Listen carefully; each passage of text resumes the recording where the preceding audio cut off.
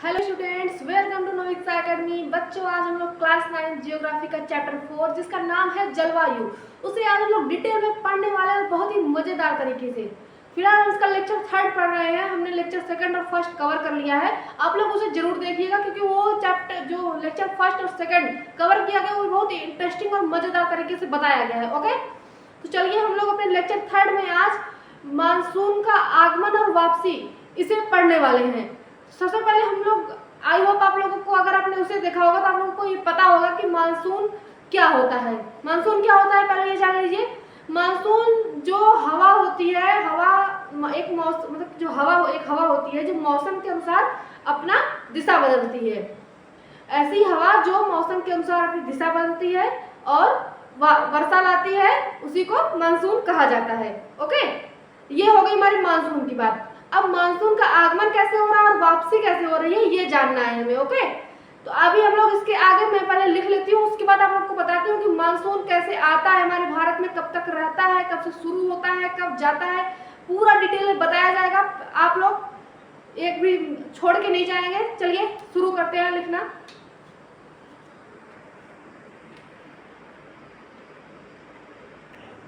हाँ तो बच्चों, मैंने लिख लिया है। अब हम लोग चलते हैं अपने सबसे पहले टॉपिक की तरफ जिसका नाम है मानसून का आगमन। ओके, मानसून का आगमन, मानसून का आगमन और वापसी हम टॉपिक पढ़ रहे हैं। उसमें सबसे पहले हम जानेंगे कि मानसून का आगमन कैसे होता है। ओके, चलिए मानसून का आगमन। तो मानसून आगमन से क्या समझ आ रहा है, मतलब जो मानसून है, मानसून क्या होता है, मैंने एक हवा है जो मौसम के अनुसार अपना दिशा बदलती है, वही मानसून है। यानी कि एक मिनट के लिए रियलाइज करिए ऐसे कि जैसे मानसून, जैसे अगर कोई बच्चा है, कोई आदमी है, तो सबसे पहले वो भारत में आ रहा है। मानसून का आगमन यानी कि मानसून का भारत में आगमन हो रहा है। ओके, इस तरह से समझिए। भारत में दक्षिण पश्चिम मानसून सामान्यतः जून के प्रथम सप्ताह से प्रवेश करता है। तो भारत के दक्षिण पश्चिम, ये कौन सा डायरेक्शन है, साउथ, और ये वेस्ट हो गया, दक्षिण पश्चिम, दक्षिण पश्चिम। ओके, दक्षिण पश्चिम मानसून जो है, दक्षिण पश्चिम में जो मानसून है सामान्यतः जून के प्रथम सप्ताह, जून के प्रथम सप्ताह में, यानी कि 1 जून से आसपास में ही, जून के प्रथम सप्ताह में 4-5 जून तक, लगभग 1 जून के आसपास ही, जून के प्रथम सप्ताह में भारत में प्रवेश करता है। जो हमारे भारत का जो दक्षिण पश्चिम मानसून है वो कब भारत में प्रवेश करता है, जून के प्रथम सप्ताह में। उसके बाद अब हम लोग जानेंगे कि आखिर में मानसून बनने का कारण क्या होता है। मैंने पिछले लेक्चर में बताया था, लेकिन फिर से एक बार बता देती हूँ। मानसून बनने का कारण क्या होता है, देखिए, गर्मियों में भारत की भूमि जो है बहुत अधिक गर्म हो जाती है। आप लोगों को पता है इसमें गर्मी चल भी रही है, कितनी ज्यादा गर्मी है। तो गर्मी में जो हमारे भारत की भूमि है बहुत ज्यादा गर्म हो जाती है, एकदम तवे जैसी, एकदम। एक मिनट से सोचिए, जैसे एक तवा है, जैसे चूल्हे पर रख दिया गया है तो ये एकदम गर्म हो गया है, तो बहुत ज्यादा यहाँ पे गर्मी हो गई है। ओके, जबकि समुद्र जो है, इसके आसपास में समुद्र, देखिए अरब सागर है, इधर हिंद महासागर है, इधर बंगाल की खाड़ी है। जो समुद्र है वो अपेक्षाकृत ठंडा रहता है, क्योंकि भाई वो पानी है तो ठंडा रहेगा ही जमीन की अपेक्षा में, क्योंकि यहाँ पे गर्मी पड़ रही है तो ये गर्म हो गया है। ओके, तो गर्म हो जाता है, जबकि समुद्र अपेक्षाकृत ठंडा रहता है। उत्तर भारत में निम्न वायुदाब बनता है। देखिए, मान लीजिए ये हमारा भारत है, एक मिनट के लिए सोचिए, ये हमारा भारत है। ओके, तो ये बहुत ज्यादा गर्म हो गया है, ठीक, और आसपास में उसके पानी है। पानी यहाँ पे उतनी गर्मी नहीं है, लैंड की अपेक्षा में, जमीन की अपेक्षा में उतनी गर्मी नहीं है। तो क्या होगा, तो यहाँ पे जो वायु है, यहाँ पे जो वायु है वो क्या होगा, क्योंकि वो गर्म है, गर्म है तो क्या होगा, ऊपर उठेगी। आप लोगों को पता है कि गर्म हवा हमेशा ऊपर उठती है, तो ये जो हवा है ये ऊपर उठ जाएगी, तो यहाँ पे बन जाएगा लो प्रेशर, यानी वायुदाब कम हो जाएगा। भाई जिसके वायु है, अब तक वो दाब लगाया था जमीन पे, जब वो हट गया तो वायुदाब कम हो गया, है ना। और जो यहाँ पे समुद्र के ऊपर जो हवा है, क्योंकि ये भाई अभी तक है इसलिए यहाँ पे वायुदाब ज्यादा है, तो क्या करेगा, अब जहाँ पे भाई, अब जिसको धक्का मुक्की लगी रहेगी कि हमें जगह नहीं मिल रहा है, जब किसी को जगह मिलेगा तो वो जगह की तरफ भागेगा ना। तो यहाँ पे इसको जगह मिलता है लैंड की तरफ, क्योंकि यहाँ पे जो गर्म हवाएं रहती है ऊपर चली जाती हैं, तो इसे जगह मिल जाता है जो समुद्र के ऊपर हवाएं रहती हैं, तो ये चला जाता है लैंड में, क्योंकि समुद्र से जाता है इसलिए अपने साथ नमी लेके जाता है। ओके, यहाँ तक समझ गए आप लोग। जबकि समुद्र के पीछे ठंडा रहता है, इसमें उत्तर भारत में निम्न वायुदाब बनता है, हिंद महासागर में उच्च वायुदाब रहता है। ये समझ में आ गया आपको। इसलिए समुद्र से नमी वाली हवाएं, इसलिए समुद्र से जो है नमी वाली हवाएं जो है भारत की ओर चलती हैं। ओके, यही हवाएं जो है मानसूनी वर्षा लाती हैं। क्यों? क्योंकि ये समुद्र से जाती है भाई, इनके साथ नमी रहती है, तो नमी रहती है तो जब वहां पे जाती है तो वही बादल बन के टकरा के पश्चिमी घाट से टकरा के बारिश कराती है। आई होप आप लोगों को मानसून आता कैसे ये समझ में आ गया होगा। ओके, अब मानसून का भारत में प्रवेश सबसे पहले कहाँ से होता है? सबसे पहले केरल तट पर पहुंचता है समान तिथि 1 जून के आसपास। सबसे पहले हिंद महासागर से जो आती है मानसूनी हवाएं आती है तो फिर पहले केरल तट पे आती है, जो केरल का तट है पश्चिमी तट, केरल तट पे आती है तब 1 जून के आसपास केरल तट पे आती है। ओके, अब हम लोग जानेंगे कि जब अभी टॉपिक इसके आगे बचा है। देखिए अभी हमारी जो मानसूनी हवाएं हैं वो केरल तट तक ही पहुंची हैं, अभी यहाँ आएंगी तभी 2 भागों में बटेंगी। ओके, इसकी 2 शाखाएं बनेंगी, एक अरब सागर शाखा, एक बंगाल की खाड़ी शाखा। ओके, हम लोग इसे आगे जानते हैं। पहले मैं आप लोग इसका स्क्रीनशॉट लीजिए, मैं फिर इसे इरेज करके तब आगे बताती हूँ। चलिए, हाँ तो बच्चों अब हम लोग चलेंगे अपने अगले टॉपिक की तरफ। जब मानसून आगमन करता है तो उसकी जो 2 शाखाएं बनती हैं उसमें से पहली शाखा जो है अरब सागर, उसके बारे में हम लोग डिटेल में जानने वाले हैं। ओके, चलिए सबसे पहले यह शाखा जो है अरब सागर से आती है। भाई इसका नाम अरब सागर शाखा क्यों है? क्यों? क्योंकि ये अरब सागर से आती है ना, इसीलिए अरब सागर से मतलब यही आएगी ना, अरब सागर से देखिए जा रही है ये वाली शाखा, अरब सागर से आती है। इसकी विशेषताएं क्या है? लगभग जून तक मुंबई पहुंच जाती है, पश्चिमी घाट से टकराकर भारी वर्षा करती है। ये फ्लाइट से नहीं जाती है खैर, लेकिन जाती है क्योंकि ये उड़ के जाती है, लेकिन हम लोगों की तरह फ्लाइट नहीं पकड़ती। क्या करती है अरब सागर शाखा, यह शाखा अरब सागर से होकर आती है, यह लगभग जून तक मुंबई पहुंच जाती है। अरब सागर से निकलती है भाई बहुत मेहनत से, लगभग जून तक ये मुंबई पहुंच जाती है। ओके, मुंबई में एंट्री कर लेती है, पश्चिमी घाट से टकराती है, पश्चिमी घाट जो है हमारा यहाँ से टकराएगी, उसके बाद फिर भारी वर्षा करेगी, पश्चिमी घाट से टकराएगी भारी वर्षा करेगी। क्यों? क्योंकि ये समुद्र के ऊपर से जा रही है, अरब सागर से जा रही है, तो इसके पानी में नमी होगा, पश्चिमी घाट से टकराएगी, बादल बनाएगा, उसके बाद वर्षा होगा। ओके, भारी वर्षा करती है, उसके बाद आगे बढ़ेगी, उसके बाद गुजरात आगे बढ़ेगी, गुजरात, राजस्थान, फिर मध्य भारत, पंजाब, फिर हरियाणा और फिर दिल्ली तक पहुंच जाती है। ओके, तो अरब सागर शाखा है कहाँ जाती है? मुंबई के बाद गुजरात, फिर राजस्थान, फिर मध्य भारत में, उसके बाद फिर पंजाब और हरियाणा, फिर दिल्ली तक पहुंच जाती है ये अरब सागर शाखा जो है मानसून के आगमन में। ओके, ये इसकी अरब सागर शाखा है। पश्चिमी घाट का प्रभाव क्या पड़ता है? पश्चिमी घाट का प्रभाव ऊंचे पर्वतों से टकराती है हवाएं, ऊपर उठती हैं तथा अरब सागर वर्षा कराती है। इसे ओरोग्राफिक वर्षा कहते हैं। क्या कहते हैं इसे? ओरोग्राफिक वर्षा कहते हैं। ये बात आप लोग याद रखिएगा। आई होप ये आप लोगों को समझ में आ गया होगा। इसमें क्या समझ में आया? इसमें कुछ ज्यादा कुछ समझ नहीं। अरब सागर शाखा में क्या है, ये जो है मानसून की हवाएं ये अरब सागर से चलती हैं, लगभग जून तक ये मुंबई पहुंच जाती है, उसके बाद फिर गुजरात, फिर राजस्थान, फिर उसके बाद मध्य भारत, फिर पंजाब, हरियाणा, फिर दिल्ली पहुंचती हैं। ओके, उसके बाद पश्चिमी घाट से टकराती है, घनघोर वर्षा होती है। बस ये इतना भी है।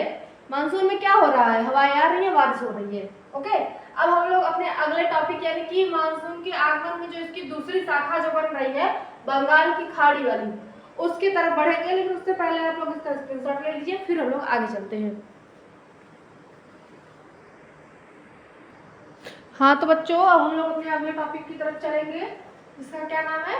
बंगाल की खाड़ी शाखा। ओके, बंगाल की खाड़ी से जो शाखा आती है ये वाली, बंगाल की खाड़ी से, उसे कहते हैं बंगाल की खाड़ी शाखा। इसकी विशेषताएं क्या है पहले ये जान लीजिए। ये पहले असम और मेघालय में पहुंचती है। क्यों? क्योंकि ये बंगाल की खाड़ी से निकलती है तो इधर आती है, उसके बाद फिर पहले ये असम जाएंगी और फिर मेघालय। यहाँ पे आप लोगों को पता है मौसम ग्राम में बहुत ज्यादा वर्षा करती है ये आके, ये जो शाखा है बंगाल की खाड़ी की शाखा। फिर गंगा के मैदान में आगे बढ़ती है, फिर गंगा के मैदान में आगे बढ़ेगी। ओके, फिर उत्तर प्रदेश, बिहार, पश्चिम बंगाल आदि में वर्षा प्रवेश करती है। जो बंगाल की खाड़ी शाखा बंगाल की खाड़ी से निकलेगी, उसके बाद फिर कहाँ आएगी?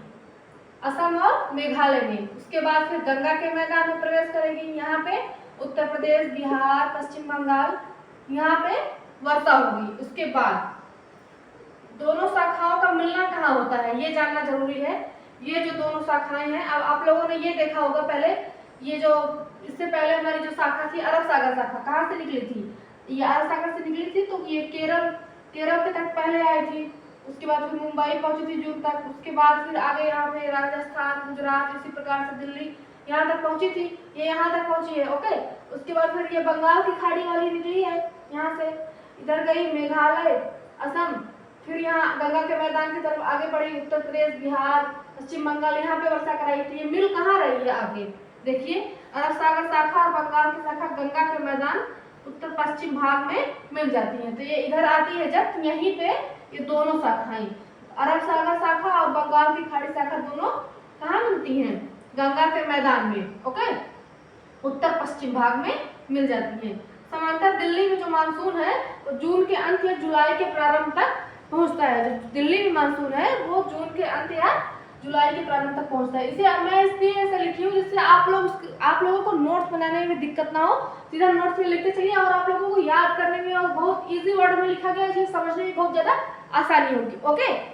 अभी हमारे एक दो टॉपिक इसमें और बचे हुए हैं। मानसून की अवधि क्या है और मानसून के आगमन की विशेषताएं क्या है, इसे हमें लिखना है। इसका पहले आप लोग स्क्रीनशॉट ले लीजिए या लिख लीजिए, उसके बाद उसकी तरफ आगे बढ़ते हैं। हाँ तो बच्चों, इसमें हमारा दो टॉपिक भी छूटा था, छोटे छोटे टॉपिक है लेकिन ये जानना जरूरी है, इसलिए जान लीजिए।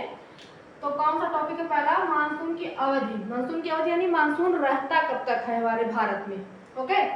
भारत में जो मानसून है लगभग जून से सितंबर तक। कब तक?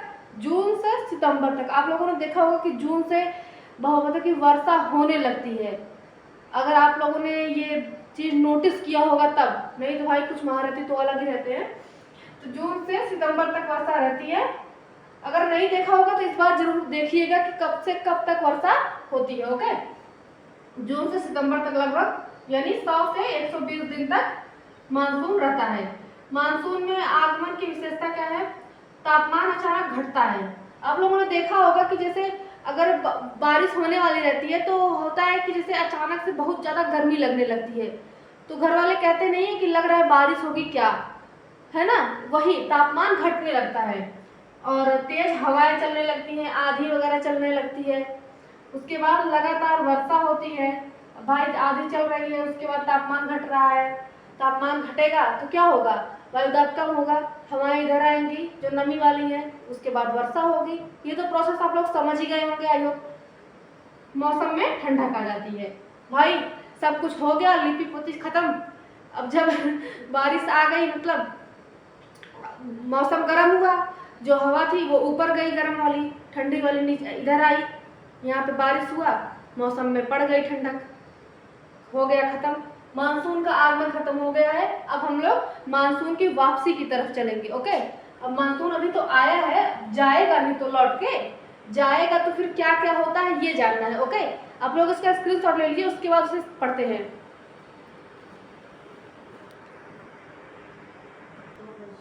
हाँ तो बच्चों, हम लोग अपने अगले टॉपिक की तरफ आगे बढ़ेंगे। इसका नाम है मानसून की वापसी। यानी अभी मानसून आया था, अब जा रहा है। यानी कि वर्षा ऋतु आया था, मानसून मतलब वर्षा ऋतु आया था जून में, अब वर्षा ऋतु जा रहा है। कब जाएगा? कहाँ, कब से कब तक था मानसून? जून से सितंबर तक, यानी अब सितंबर से ही वो लौटेगा, ओके। सितंबर से वो जाएगा आगे। अब देखो, सितंबर के बाद सूर्य दक्षिण की ओर जाने लगता है। सितंबर का मंथ जब आता है, उसके बाद सूर्य जो है वो दक्षिण की ओर आने लगता है। इससे भूमि ठंडी होने लगती है, क्योंकि जब वो दक्षिण की ओर आने लगेगा तो जो भूमि है उस पर सीधी सूर्य की किरणें नहीं पड़ेंगी, जिससे भूमि जो है ठंडी होने लगेगी, गर्मी की अपेक्षा में उतनी गर्म नहीं रहेंगी। उसके बाद उत्तर भारत में उच्च वायुदाब बनने लगता है। अब जब सूर्य की किरणें सीधी नहीं पड़ेंगी तो यहाँ की जमीन ठंडी होने लगेगी, जो ठंडी होने लगेगी तो यहाँ पे उच्च वायुदाब बनने लगेगा, ओके। समझ रहे हैं आप लोग ना उच्च वायुदाब कैसे बनेगा? फिर से एक बार अच्छे सुन लीजिए। जब ये जमीन ठंडी हो जाएगी तो यहाँ, जब पहली बात तो जब यहाँ पे गर्म थी तो गर्म हवाएं ऊपर जा रही थी तो वायुदाब कम हो रहा था, है ना। तो उच्च वायुदाब कब बनेगा? ठंडी हो गई तो भाई वायुदाब तो बराबर ही रहेगा ना। हाँ, अब इधर बगल जब समुद्र की तरफ जाएगा तो समुद्र पे वायुदाब कम होने लगेगा, तो यहाँ पे उच्च वायुदाब होने लगेगा। उसके बाद जो हवाएं हैं तब इधर आने लगेंगी। ओके, चलिए, उत्तर भारत में उच्च वायुदाब बनने लगता है, हवाएं उल्टी दिशा में बहने लगती हैं। अब तक हवाएं कहाँ जा रही थी? इधर जा रही थी, भारत की ओर। अब हवाएं उल्टी दिशा में बह रही हैं। हवाएं उल्टी दिशा में बह रही थी, इसी को मानसून की वापसी कहते हैं। इसी को मानसून की वापसी कहते हैं। देखिए मानसून कैसे आ रहा है, सितंबर, अक्टूबर, नवंबर, दिसंबर तक मानसून की पूरा टोटली वापसी हो जाती है। ओके, मानसून की वापसी सबसे पहले उत्तर पश्चिम भारत से शुरू होती है। भारत का जो उत्तर पश्चिम क्षेत्र है, सबसे पहले मानसून की वापसी वहीं से शुरू होती है। कौन से मंथ से? सितंबर महीने से भारत के उत्तर पश्चिम क्षेत्र से सबसे पहले मानसून की वापसी शुरू होती है। उसके बाद धीरे धीरे क्रमशः मानसून पंजाब, हरियाणा, फिर उत्तर प्रदेश, मध्य भारत, मतलब जैसे गया था अभी को केरल तक से पहले घुसा, मुंबई, राजस्थान, गुजरात, पंजाब, हरियाणा, दिल्ली, उत्तर प्रदेश, इसी प्रकार से गया था ना, उसी प्रकार से ऐसे पीछे ऐसे धीरे धीरे करके लौट आएगा, उल्टे पैर समझ लीजिए। उसके बाद पीछे हटता है, परंतु पूर्व वापसी है, पूर्ण वापसी दिसंबर से के प्रारंभ तक होता है। जो मतलब जो मानसून है हमारा, जो जब पूरा वापस कब होता है? दिसंबर के प्रारंभ तक। ओके, मानसून की वापसी के समय हवाएं बंगाल की खाड़ी से नमी लेकर तमिलनाडु के तट पर वर्षा करती है। लेकिन मानसून की जब वापसी होती रहती है तो जो हवाएं हैं वो हवाएं जो है तमिलनाडु के तट पर वर्षा करती है। कहाँ से? बंगाल की खाड़ी से हवाएं नमी लेकर तमिलनाडु के तट पर वर्षा करती हैं। ये पॉइंट भी इसमें जरूरी है। ओके, अब देखिए मैंने शॉर्टकट में लिख दिया है। सबसे पहले मानसून कहाँ से आता है? उत्तर पश्चिम भारत से। कौन से मंथ में? सितंबर से। उसके बाद फिर मध्य भारत से, ये हमारा उत्तर पश्चिम क्षेत्र हो गया, फिर मध्य भारत हो गया, फिर दक्षिण भारत, उसके बाद तमिलनाडु और श्रीलंका। यहाँ पे श्रीलंका हमारा दिसंबर तक यहाँ पूरा जो मानसून है वापस हो जाता है दिसंबर तक हमारे भारत से। ओके, ये वाला चार्ट भी आप लोग बना लीजिएगा, इसे लिख लेंगे तो आप लोगों को समझने में ज्यादा आसानी रहेगी। हमारा मानसून का आगमन और वापसी खत्म हो गया है। अब हम लोग ऋतुओं के बारे में पढ़ेंगे। ओके, चलिए पहले आप लोग इसको लिख लीजिए, उसके बाद आगे चलते हैं। हाँ तो बच्चों, हम लोग अपने अगले टॉपिक की तरफ चलेंगे, ऋतुएं। क्योंकि जो भारत की जो जलवायु है, जलवायु क्या होता है? मतलब किसी भी बहुत लंबे समय के लिए जो एक ही मौसम बना रहता है किसी भी देश का, उसी को जलवायु कहते हैं। लेकिन हमारे भारत में ये देखा गया है कि कई प्रकार के ऋतुओं के हिसाब, जैसे कि जलवायु तो नहीं कहा ही जाए क्योंकि हर साल वही ऋतुएं रिपीट हो रही है ना। तो इसलिए सबसे पहले जो हमारी ऋतुओं में सबसे पहले जो शीत ऋतु है, यानी कि जो ठंडी का समय होता है, शीत ऋतु, उसको पढ़ेंगे। ओके, चलिए शीत ऋतु में हम लोग जानेंगे कि इसका समय कब से कब तक होता है। समय दिसंबर से फरवरी तक। ओके, समय दिसंबर से फरवरी तक। शीत ऋतु में क्या होता है? तापमान कम हो जाता है। कहाँ? उत्तर भारत में। उत्तर भारत का जो तापमान है कम हो जाता है। मान लो शीत ऋतु में तापमान तो कम होता ही है, लेकिन उत्तर भारत में जो है ठंड बहुत ज्यादा पड़ती है। ओके, दक्षिण भारत में समुद्र के प्रभाव से कम ठंड पड़ता है। जो दक्षिण भारत है यहाँ पे समुद्र के प्रभाव से कम ठंड पड़ता है। क्यों? क्योंकि यहाँ पे समुद्र होता है भाई। दक्षिण भारत वाले समुद्र देवता से अपना हाथ पैर जोड़ के कनेक्शन बनाए रखते हैं, ठंडी ना पड़ने पाए। ऐसा नहीं है ना? आप लोग समझ रहे हैं दक्षिण भारत में क्यों कम ठंडी पड़ती है? समुद्र के किनारे, क्योंकि दक्षिण भारत है। अब उत्तर भारत तो भाई समुद्र के किनारे है नहीं, ये लैंड लॉक्ड है, ये जमीन से लगा हुआ है, इसलिए यहाँ पे ठंड ज्यादा पड़ती है। और यहाँ पे दक्षिण भारत में के समुद्र के किनारे है, इसलिए यहाँ पे ठंडी कम पड़ती है। ओके, उत्तर पश्चिम पवनें चलती हैं। उत्तर पश्चिम पवनें चलती हैं। उत्तर पश्चिम पवनें चलती हैं। हिमालयी क्षेत्र जो है, ये जो हिमालयी क्षेत्र है, यहाँ पे हिमालयी क्षेत्र, यहाँ पे हिमपात होता है, यानी कि बर्फ गिरती है ठंडियों में। उत्तर भारत में क्योंकि भाई ठंड बढ़ जाती है, तो क्योंकि ये बहुत ऊंचे होते हैं, ऊपर जाओगे तो तापमान गिरने लगता है, इस वजह से यहाँ पे बर्फ पड़ने लगती है उत्तर भारत में। उसके बाद हमारा उत्तर भारत में वर्षा होती है, पहाड़ों पर बर्फ गिरती है। ये बारिश किसानों के लिए लाभदायक हो सकती है। और उसके बाद तमिलनाडु में इस समय कुछ वर्षा होती है। जो हमारी यानी शीत ऋतु का जो समय होता है, अभी मैंने इससे पहले बताया था कि तमिलनाडु के तटों पर वर्षा होती है। कब? ठंडी के समय में, बताया था ना। वही बात शीत ऋतु में वही बात हो रही है कि तमिलनाडु में इस समय कुछ वर्षा होती है। शीत ऋतु में बस इतना, बहुत ज्यादा कुछ है नहीं। अब इसके बाद हम लोग ग्रीष्म ऋतु की तरफ आगे बढ़ेंगे। पहले आप लोग इसका स्क्रीनशॉट ले लीजिए। हाँ तो बच्चों, हम लोग अपने अगले टॉपिक की तरफ चलेंगे। दूसरा हमारा क्या टॉपिक है? ग्रीष्म ऋतु। ओके, दूसरा टॉपिक हमारा है ग्रीष्म ऋतु। अब ग्रीष्म ऋतु के बारे में जानेंगे। ग्रीष्म ऋतु कौन सा समय है? गर्मियों का समय, वही समय जब हमें नाना के यहाँ जाने का मौका मिलता है। ओके, इसलिए इसके बारे में अच्छे से पढ़िएगा। चलिए पहले इसके समय जान लेते हैं, कब से कब तक रहता है। समय मार्च से मई तक। ओके, मार्च से मई तक। भाई कुछ लोगों को हो सकता है कि मार्च में भी ठंडी लगे, लेकिन जो ग्रीष्म ऋतु है वो मार्च से स्टार्ट हो जाता है। भाई अपना अपना देख लीजिए। सूर्य की किरणें, सूर्य की जो सीधी किरणें हैं, किरणों के कारण तापमान बढ़ जाता है। आप लोगों ने देखा होगा कि गर्मियों के समय में जो धूप है, मतलब कि 12 बजे एकदम हमारे सर पे लगने लगता है। अगर सूर्य को ऐसे ऊपर करके देखेंगे सर, तो एकदम जैसे लगता है मेरे सर पे रखा हुआ है। सूर्य की जो सीधी किरणें एकदम पड़ती है भारत पे, इसकी वजह से यहाँ पे इस समय गर्मी आ जाती है। सूर्य की सीधी किरणों के कारण तापमान यहाँ पे बढ़ जाता है, बहुत ज्यादा एकदम सीधी किरणें पड़ती हैं, तापमान बढ़ जाता है। भाई तिरछी पड़ती, जैसे पोल्स पे पड़ती है तो कम ठंडी, मतलब कम गर्मी पड़ती है, लेकिन यहाँ पे सीधी पड़ रही है इसलिए गर्मी, यानी कि ग्रीष्म ऋतु आ गया है, बहुत ज्यादा तापमान बढ़ जाता है। उत्तर पश्चिम भारत में तापमान लगभग 45 डिग्री तक पहुंच जाता है। जो हमारा ये उत्तर पश्चिम भारत वाला क्षेत्र है, यहाँ पे तापमान लगभग 45 डिग्री तक पहुंच जाता है। और इस समय तो गर्मी इतना ज़्यादा चल रही है कि नॉर्मल उत्तर भारत में लगभग 40 डिग्री तक तो पहुंच ही गया है। इसमें इतनी गर्मी पड़ रही है ना।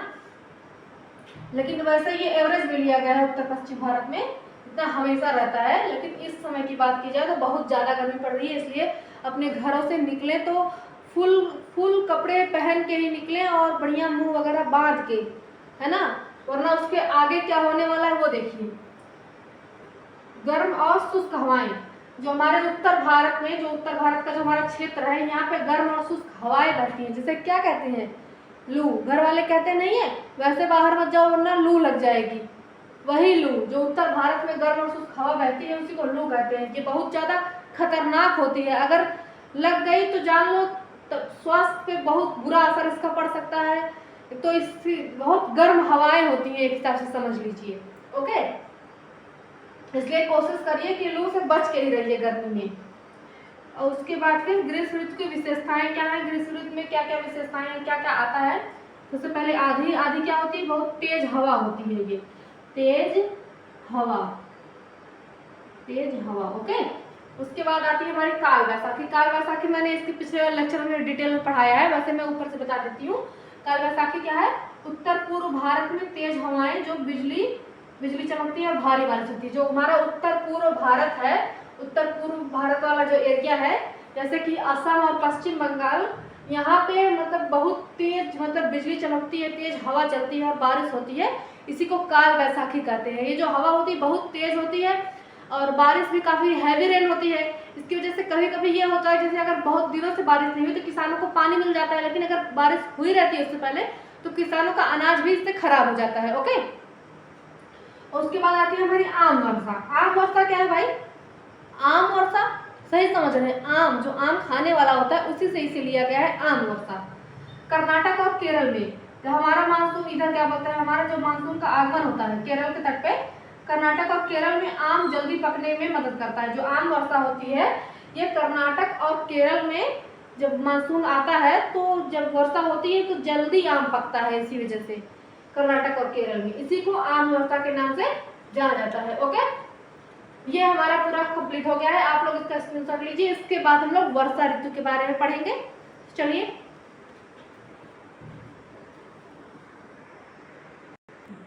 हाँ तो बच्चों, हमारी तीसरी जो ऋतु है वर्षा ऋतु, ये हमारे इस लेक्चर का लास्ट टॉपिक है, इसलिए इसे अच्छे से पढ़िएगा।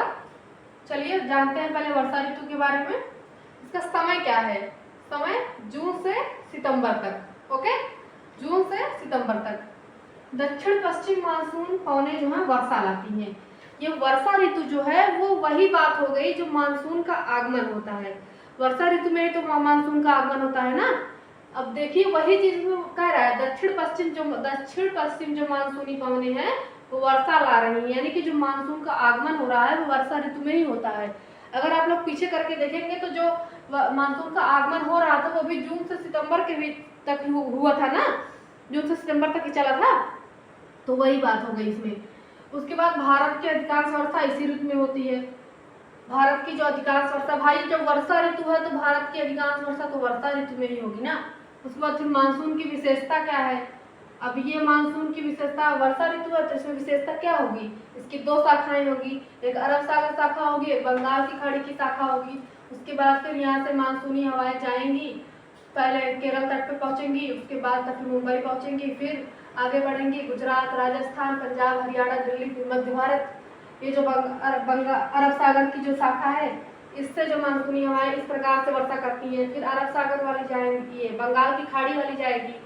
उसके बाद ये पहले पूर्वोत्तर भारत जाएंगी, असम, मेघालय जैसे क्षेत्रों में वर्षा कराएगी। उसके बाद आएगी उत्तर पश्चिम मैदान मध्य भारत में, यहाँ वर्षा कराएगी। उसके बाद फिर पूरा सितंबर के बाद से सितंबर, अक्टूबर, नवंबर, दिसंबर तक पूरा वर्षा खत्म, सितंबर तक वर्षा खत्म हो जाती है, यानी उसके बाद लौटने लगती है। और लौटते समय ये भी बताया था मैंने, तमिलनाडु के तट पे वर्षा करती है दिसंबर के समय में तमिलनाडु के तट पे वर्षा होती है। ओके, ये वही जान लीजिए, अगर आपने मानसून का आगमन अच्छे से पढ़ा होगा तो मतलब वर्षा ऋतु में आपको कोई कंफ्यूजन नहीं होनी चाहिए। वही चीज, समय जून से सितंबर तक दक्षिण पश्चिम मानसूनी पवनें वर्षा कराती हैं। भारत में अधिकांश वर्षा इसी ऋतु में होती है। खेतों और कृषि के लिए सबसे महत्वपूर्ण, क्योंकि पानी महत्वपूर्ण होता है भाई, तो वर्षा ऋतु में पानी मिलता है, तो ये खेतों और कृषि और किसानों के लिए भी बहुत महत्वपूर्ण ऋतु है एक हिसाब से देखा जाए तो। मानसून की विशेषता हमने देख ली, अरब सागर शाखा और बंगाल की खाड़ी शाखा, इसको मैंने शॉर्ट में लिखा है। आप लोग उसमें से यहाँ पे नोट्स बनाते समय इसकी विशेषता फिर से अगर लिखना हो तो लिख लीजिएगा, जिससे आप लोगों को अच्छे से याद हो जाएगा। ओके, और विशेष वाक्य क्या है, पश्चिमी घाट और पूर्वोत्तर भारत में, पश्चिमी घाट और पूर्वोत्तर भारत में अधिक वर्षा होती है। आप लोगों को पता होगा पूर्वोत्तर भारत में जो भारत के विश्व की सबसे अधिक वर्षा जो होती है भारत के मौसिनराम में होती है ना, तो पूर्वोत्तर भारत यहीं पे तो है मौसिनराम में। उसके बाद फिर तथा राजस्थान जैसे क्षेत्रों में कम वर्षा होती है, लेकिन राजस्थान जैसे क्षेत्रों में कम वर्षा होती है। ये हमारा वर्षा ऋतु कंप्लीट हो चुका है। अब हम लोग का अगला लेक्चर, इस पे मैंने छोटा लेक्चर इसलिए बना जिससे आप लोगों को जानने में और समझने में भी आसानी और बोरिंग भी ना लगे। आई होप आप लोगों को क्लास ये पसंद आई होगी, क्योंकि मैंने बहुत ही इजी तरीके से, इससे ज़्यादा इजी हो ही नहीं सकता, मुझे ऐसा लगता है। ओके, हम लोग अगले लेक्चर में अपना जो हमारा वर्षा का वितरण और एक दो टॉपिक जो भी छूटा होगा मैं उसको लेके आऊंगी। उसके बाद अगले टॉपिक में उसे पूर्ण रूप से कवर किया जाएगा। लेकिन जाने से पहले मैं ये कहना चाहती हूँ, हमारे चैनल को सब्सक्राइब करो, क्योंकि पूरा कंटेंट आपको इस चैनल पे दिया जाएगा और बहुत ही आसान तरीके से समझाया जाएगा। ओके, बाय बच्चों, अपनी पढ़ाई को जारी रखिए।